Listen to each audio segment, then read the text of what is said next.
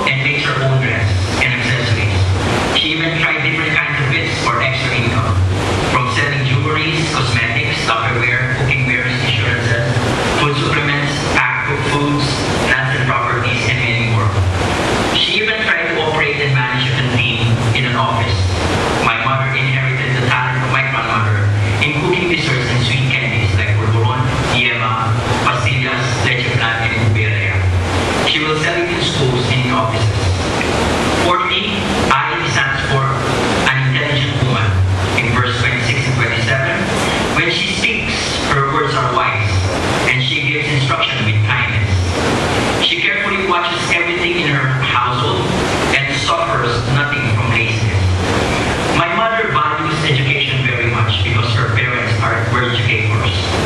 My grandmother graduated high school in Sacred Heart Academy in Bao, Pampanga with honors and recognitions. She completed her college in University of the East Manila with a degree of Bachelor in Science in Commerce, major in accounting. She's an old-fashioned bookkeeper, does not know how to do Excel in computer, very detailed, every single cent and receipts, no compromise. Teaching is in her blood. I guess she got it from her parents. She teaches Sunday school and Bible studies, specifically Bible truth illustrated and security and significance. She memorized the Bible verses, not singles, but chapters. Lastly, E stands for extraordinary woman in verse 28 to 31. Her children stands and blesses her. Her husband praises her. Verse 29, there are many virtuous and capable women in the world, but you surpass them all.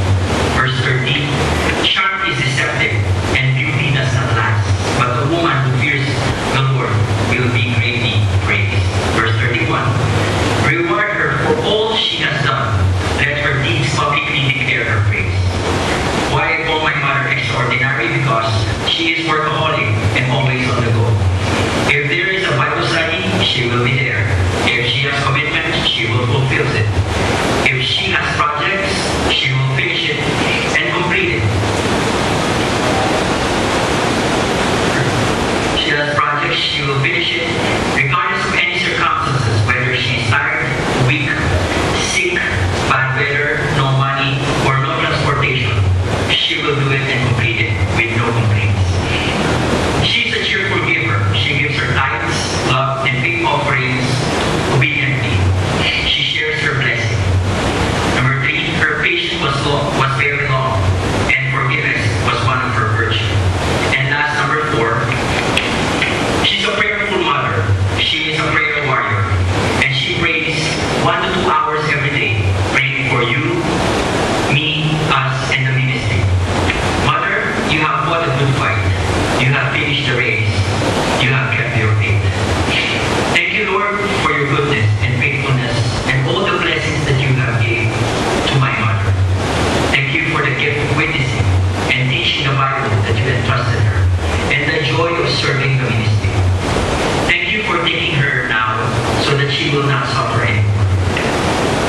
Lord, thank you for giving me and Kuya Carla a virtuous and capable mother like her. Mother, thank you for your love, caring, goodness, kindness, encouragement, providing our needs, giving us a good education, helping in our assignments, taking care of us, putting food in the table, washing and ironing our clothes, your discipline, your repeated and continuous reminders, your punishments, and most of all, for teaching us the Bible, to memorize verses, do our daily devotions, and pray always. Your life is a blessing to me, my family, and to many people. Your testimonies, your legacy, and all your memories will keep us alive, and we will continue to be faithful to our Savior. Thank you very much. I love you, and we love you. Goodbye. See you there.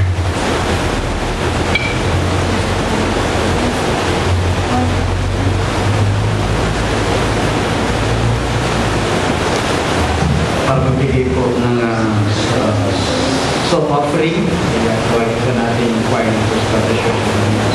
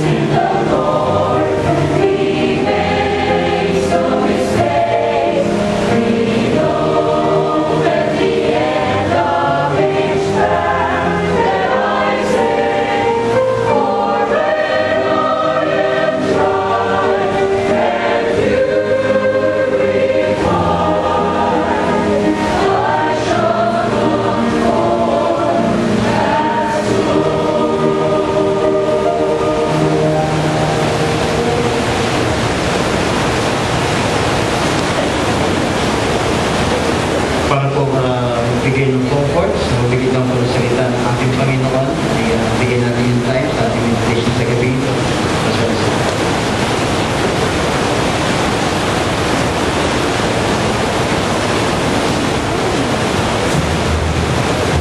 Sa lahat ng mga nilikha ng Panginoon, man has the most interesting life.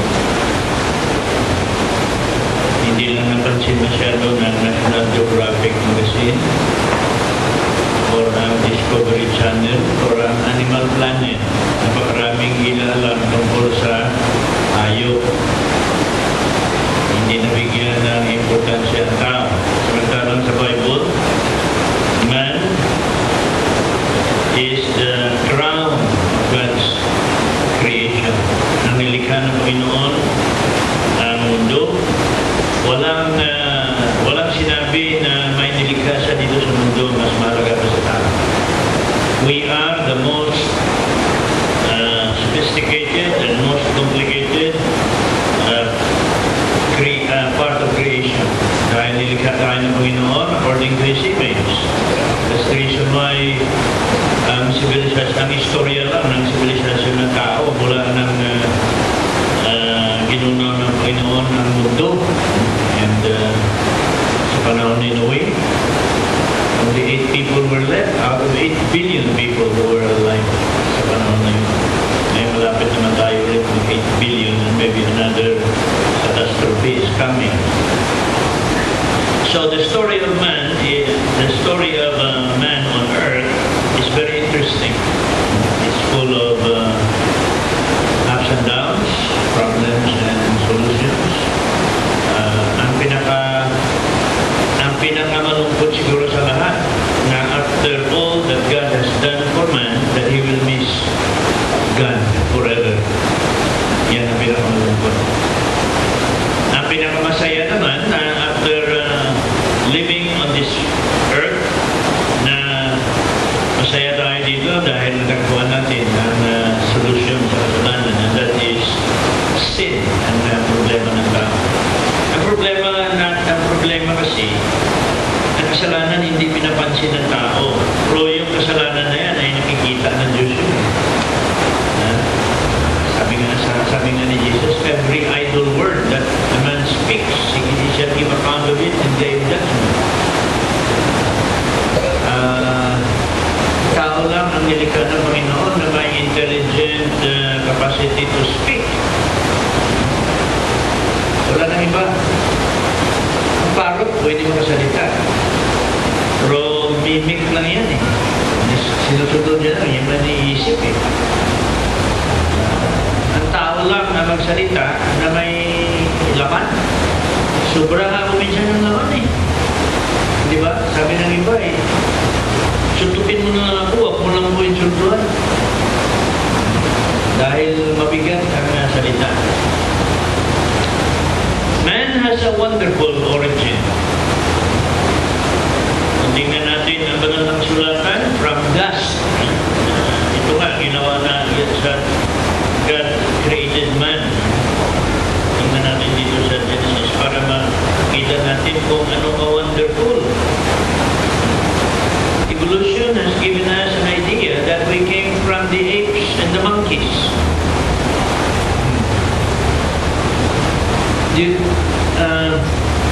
That's not as wonderful as sobra pa nga yung ginawa ng Panginoon eh. Ang sabi niya rito eh, He formed man out of the dust of the ground. That's more wonderful. Mas maano yun.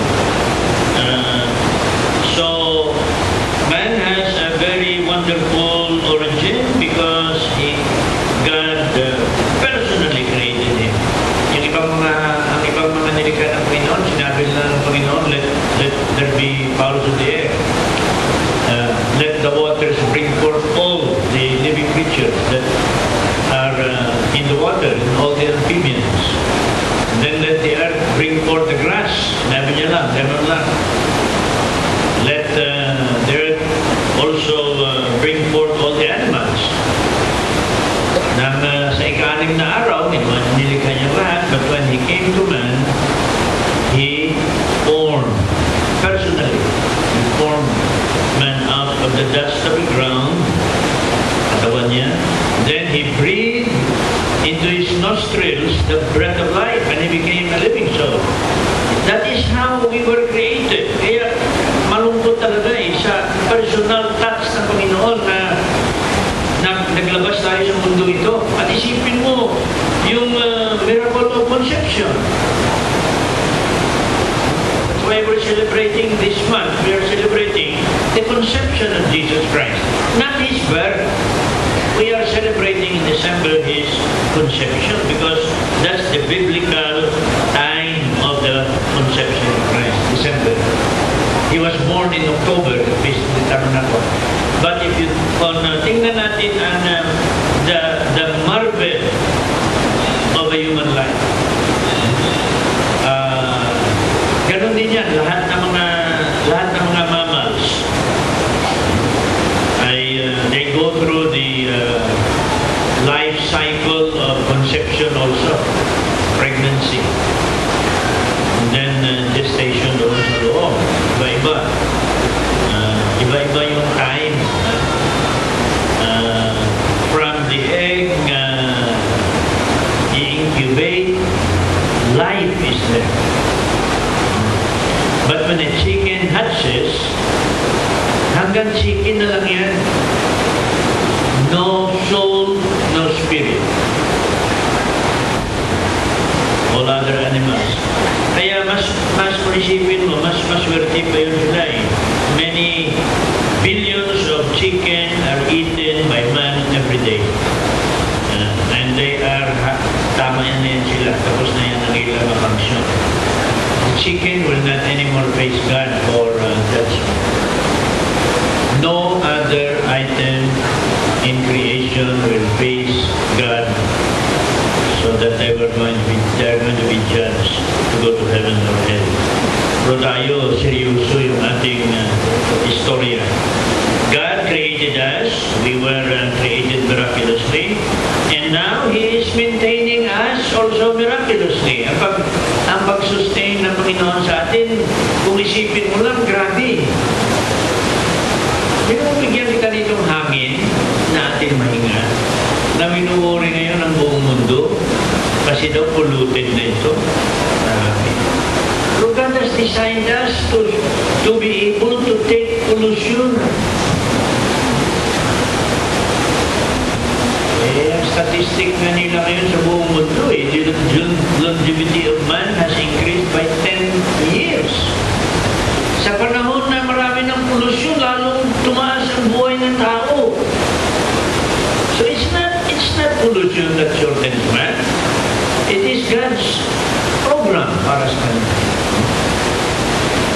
He gave us a body that is going to feel our environment. Wonderful. Marinig tayo, makakita tayo. Itong ating vision lang kung paano ma-interpret ng ating life na interpret tapos alam natin. The five senses that we have sa ating katawan: sight, hearing, taste, feeling. Lahat na yan ay binigay sa atin ng Panginoon, including smelling. Wonderful body. Pero minsan itong katawan natin na binigay ng Panginoon, it's a very wonderful creation. Kaya makatayo ka, tingnan mo lang ang magawa ng katawan ng tao na ito.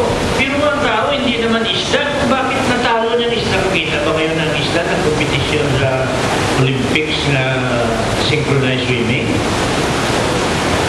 Yung sa synchronized swimming, yung mga babaeng nag-swim na paa nila, ganun-ganun. Hindi mo makita yan sa isda. Kanila na yan, ba't talunin para sila ng tao? Why? Because the body of man was designed wonderful. Although may nagsasabi na iba sabi nila, kung papiliin ka, saan mo ilagay ang mata mo? Bakit ilagay ng Panginoon yung mata natin dito? Bakit hindi dito at saka dito? Diba? Kaya maganda kaya, kaya hindi ka lang kailangan ng rearview mirror eh. Kasi ka-drive ka, kita mo doon sa likod. Ang problema, kung dito ang mata mo at dito, hindi sila mag-synchronize, maduling ka. Kasi ang makita dito yan, iba makita dito, ang utak mo masira. Kita mo, mata natin gano'n, kahit ka i-double mo mata mo, tulad nito, galing mga tao galing i-double ko, ay 100 na kayo agad dahil ang 50 naging 100. Pero hindi mo wonderful ginawa ng Panginoon. Di ba naman sabi nila dito daw ilagay para kung may hanapin ka, madali na kasi gano'n.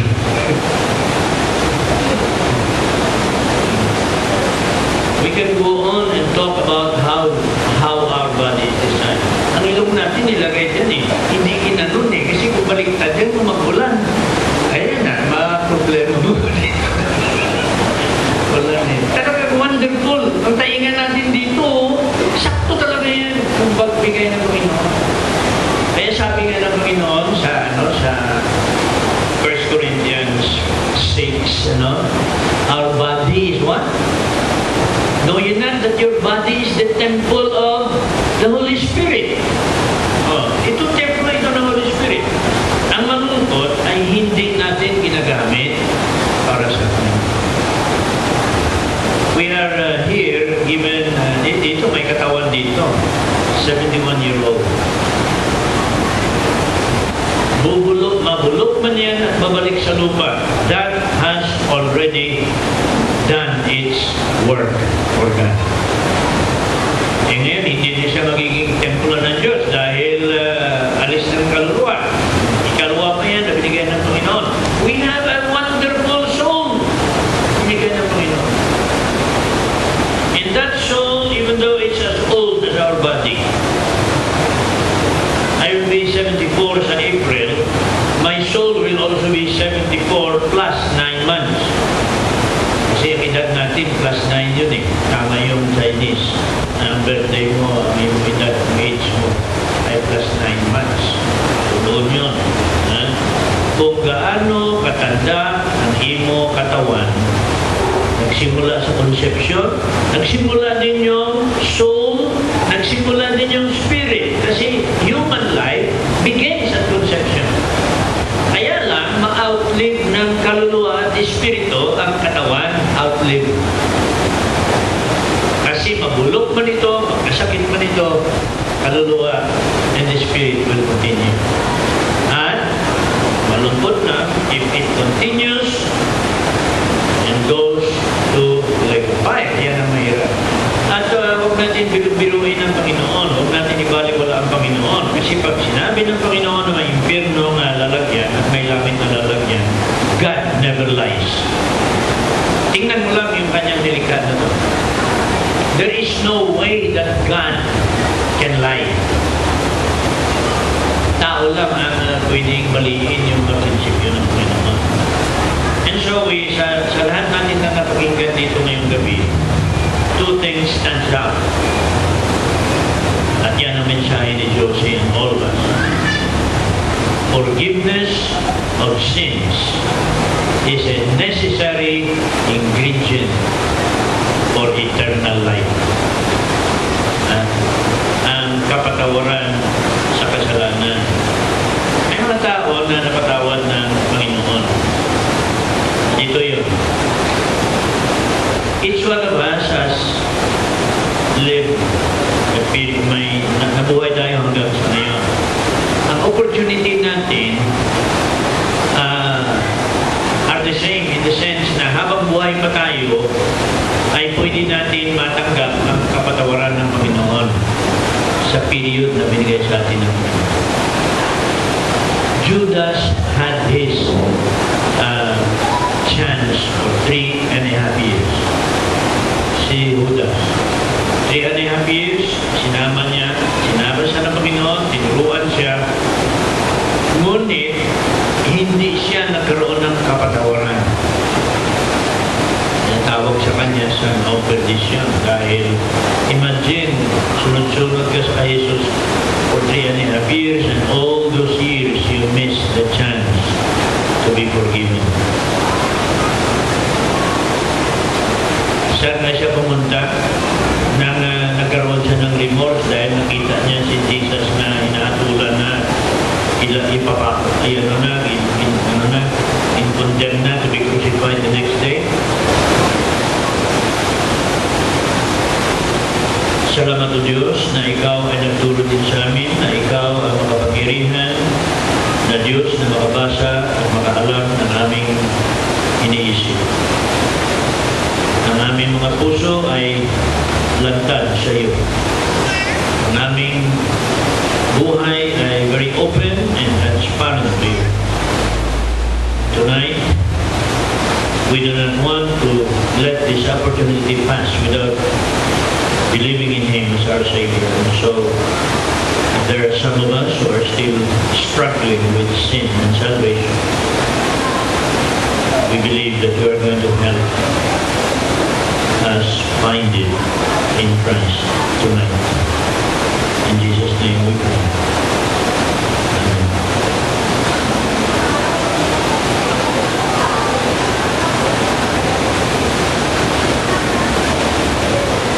Purihin ang Panginoon sa kanyang salita na ating pong narinig sa gabi ito. Sorry po pagkakataon na ibigay natin ang time kay Ricardo.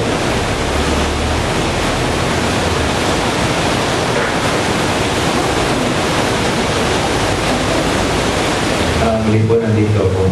Napagawiran tayo ng pagsasalita ko na may portion po talaga ako ito. But anyway, in behalf of the family, I would like to extend our deepest gratitude to all the people who have helped us in any manner or in any little or big ways.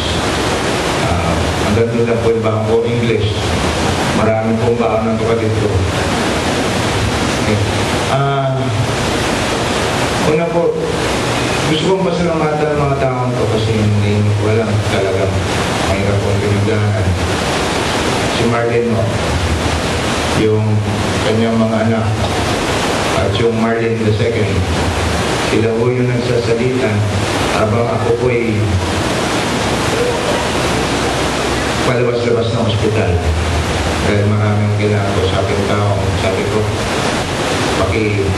pakitutukan nyo nga yung mga nangyayari sa nanay ko. Dahil pag ako'y nandyan, magiging kaaway ko sila. Meron pa nga sinabi ron, sabi ko, nung tinutusukan ng nanay ko, pwede ba ako na tumusok? Sabi niya, sir, pwede ka ba? Palagay ko ikaw, hindi pwede, hindi mo makuha ang dugo. So, kaya lumalayo po ako. Anyway, nagtsaga po talaga ako po yung mag-iin ng Marlene. Nagpapasalamat rin po ako sa mga dumalaw sa akin habang nasa hospital ko naman. Nakita niyo kung ano paghihirap niya. Nandun pa rin nakita ang inyong pag-alala sa kanya. Nagpapasalamat rin po ako sa nagbalik ng tamang sa pagbibigay sa akin ng tamang advice para akong makagawa ng tamang desisyon. Si Pastor Engineer Sangla po, ang una pong bigay sa akin ng idea na dito ilagay si Mami. At yung pong kay Pastor Sangla, suggestion lang po. Hindi po magkakatotoo yun kung hindi po pumayag si Pastor Ibe na site. At ang kanya pong may bahay na si Ate Loida. Maraming salamat po. Nakikita Loida po ang detalye. Sabi ko nga, gusto kong gawing magarbo yung burol ng aking ina kasi nung yung sa tatay ko wala po akong magawa. Ang nanay ko nagdesisyon, medyo mabigat po yun. Pero sa kanya simple lang ang ginawa niya Ate Loida. Sabi ang gastusan natin ng bulaklak. Total, yun po ang passion ng aking ina.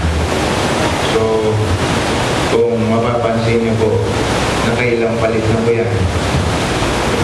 Muntik pa maging pink yan. Dahil sa huling sandali, may nakapagpulong po sa amin na nakapagsabi na po ang aking nanay. Gusto niya ng ping. So maraming salamat, Tita Loida. Salamat rin po kina Bobby. Sabi nga ako ni Crisel nung kailangan dalhin si Mami sa ospital. Ako po'y nasa socials. Tinext po ako na aking anak daw nag-reply pero umuwi na ako. At nagkasabay kami ni Bobby na dumating. Si Bobby, pag humingi ka ng tulong pag available yan, hindi ka hihindian yan.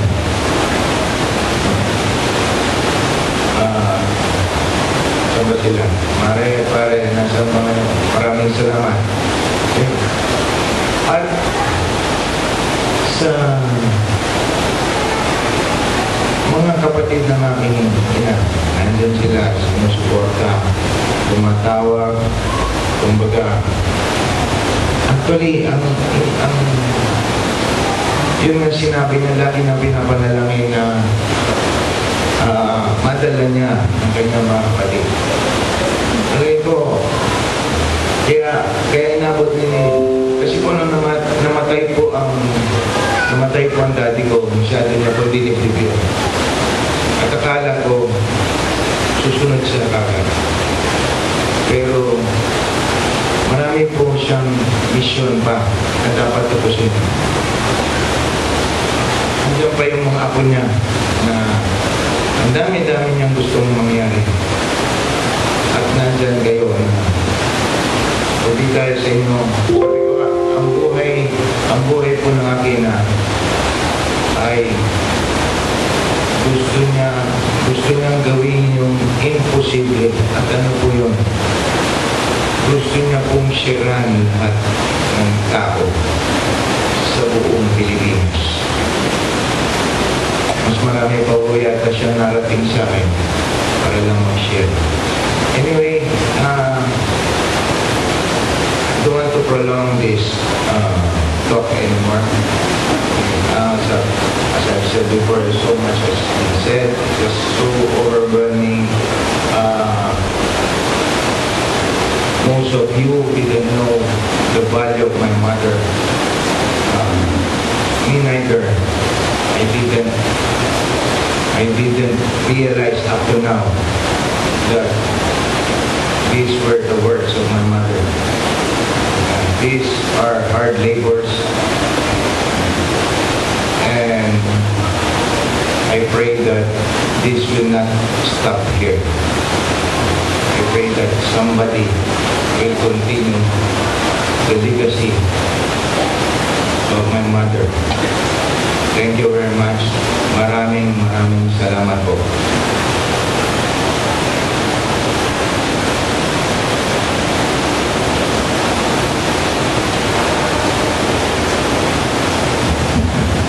Para po sa ating season o bago natin awitin yung ating closing hymn, dito po sa loob ng ating program, mayroon po yung important announcement regarding sa communal service bukas sa Forest Lawn Memorial Garden sa Montalban.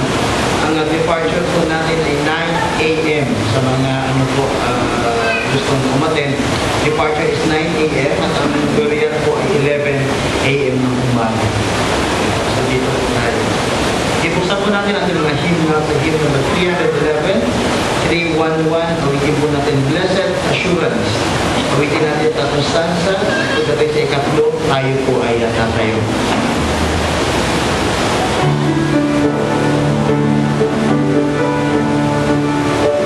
Sing. Blessed assurance, Jesus is mine. Oh, what a foretaste of glory divine. Heir of salvation, purchase of God. Born of His Spirit, washed in His blood. This is my story, this is my song. Praising my Savior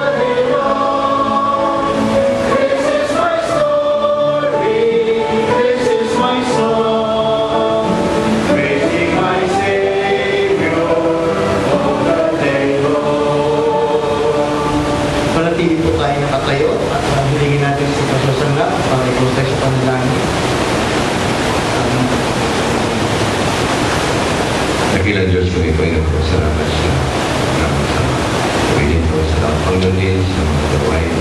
Salamat po sa testimony sa mga bagay nito. Sabi namin ang legacy po na iniwan po ni Diyos sa Panginoon. Ang bagay nito Panginoon sa gawain po. Alam po na Panginoon din mo ito lahat. Panginoon ang bagay nito Panginoon ay bigyan po namin ang diin po ang pangalan sa nangyari nito. Salamat Panginoon din. Salamat sa mga tira na dito, mga kaibigan na dito rin.